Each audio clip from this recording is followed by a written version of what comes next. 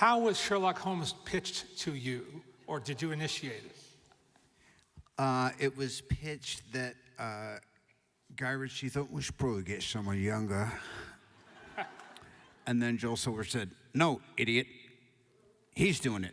Susan's going to produce it. You're doing it." He goes, "All right, I'll meet him."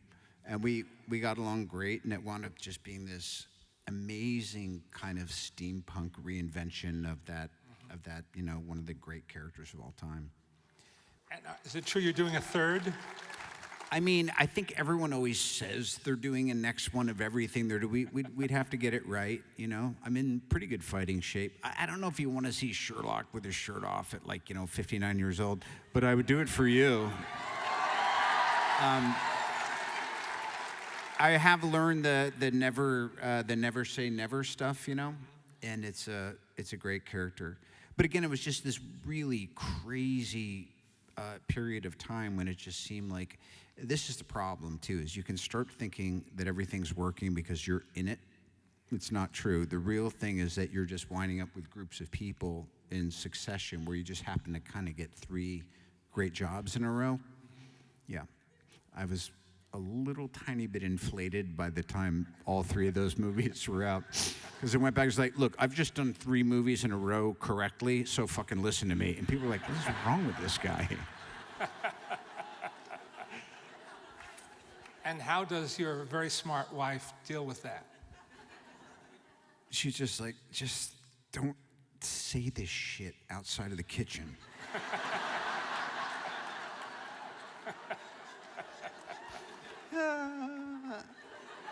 Even today, like I said, I woke up late and I was coming up here, and it was really right before the earthquake. And I was like, bye, honey.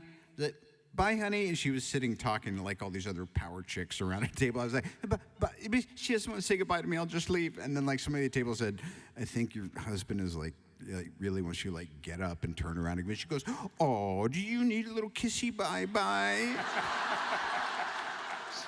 Oh, I'm gonna miss you so much. I can't operate without you for 4 hours, let alone overnight. What am I gonna do? She's like, is that what you wanted? I was like, all right, I'll see you later, bye.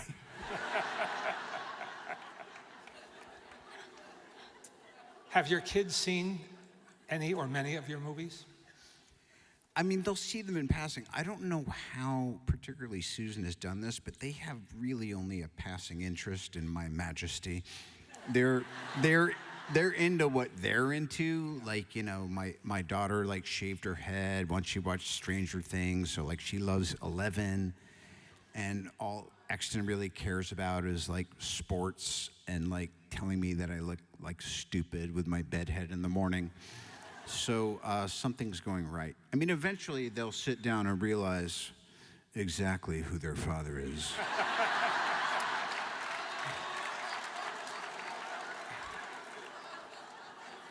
Unlikely. It couldn't happen to a nicer guy, too. Like, I really don't do well with, you know, it's why Susan keeps my, if I become inflated at all, she just leaves me alone like a stray cat until I'm reasonable. It's what wives can do. Huh? It's what wives can do. Yes. I mean, as we know, Alice has I hear, has provided a very similar function to you, Leonard. Among many others. Correct. Many, many others. We're going to introduce another special guest tonight. And yeah, you know, the last couple years have been this place where, and I invite anybody who's not a kid anymore to, if you just stay open-minded a little bit and realize that, you know, you have an incomplete education and that there are many lessons that can be learned, particularly when you see the dynamics between people who function, I just want to say it, at a higher level than you do, like for real, then you have these great new experiences. And I just had one of those, in particular with this fella.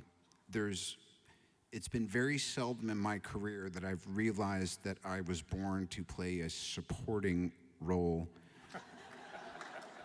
in favor of somebody else rightfully having the spotlight.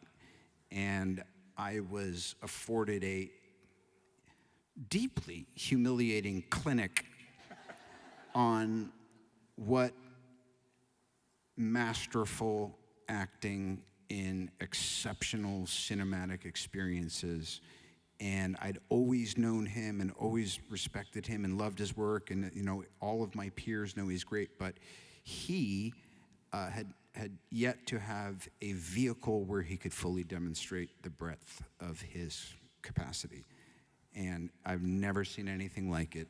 And it is an honor to be way under him on the call sheet for Oppenheimer.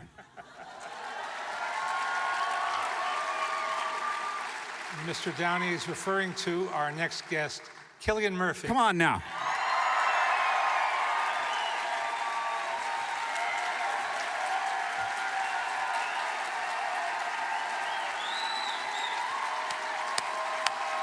Thank you. Thank you.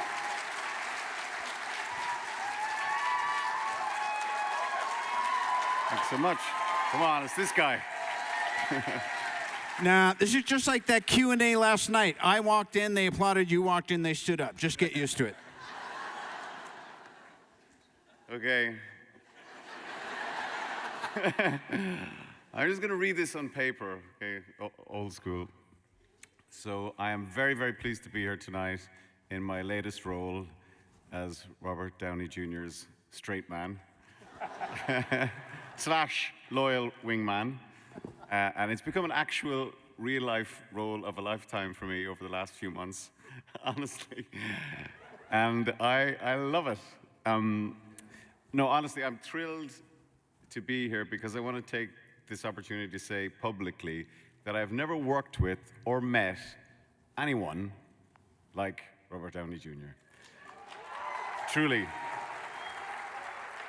And aside from his staggering talent and his otherworldly range, he has managed to awe us with both his character and his leading man performances, his searing dramatic performances, and his gut-busting comedic performances. He's taken on and triumphed in every imaginable kind of role, whether it be an endearing romantic, a dogged reporter, a punch-drunk to a private eye, and even the quintessential action hero. And I mean, it's just mind-bending what this man has done. In my opinion, he is the most versatile actor of his generation.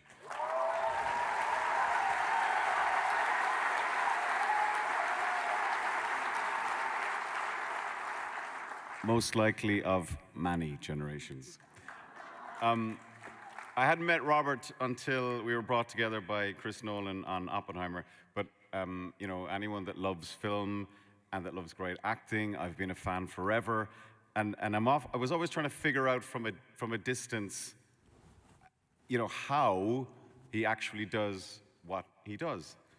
And working alongside him on Oppenheimer and watching him turn every day into Louis Strauss, I'm still not sure how he does it. And I think it is something, I think it might be a marriage of pure talent and this kind of preternatural insight into human nature. And what I've also learned is that Robert works incredibly hard to make it look so easy, because all the great ones do.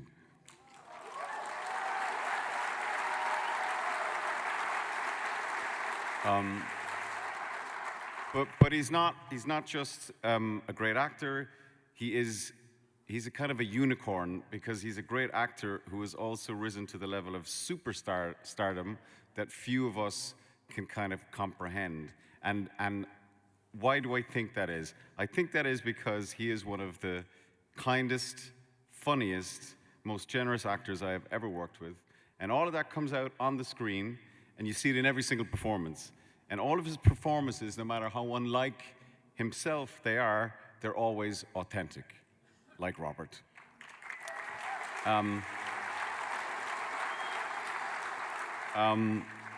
And every minute that I spent with him on camera was pure bliss, even though his character wanted me to disappear into a black hole and never come back.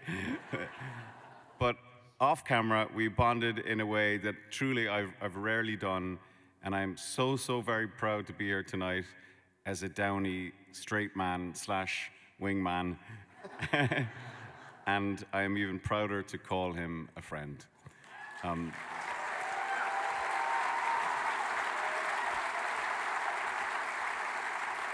So now here's a clip from his truly moving documentary, Senior, and also a scene from Oppenheimer. Thanks, buddy.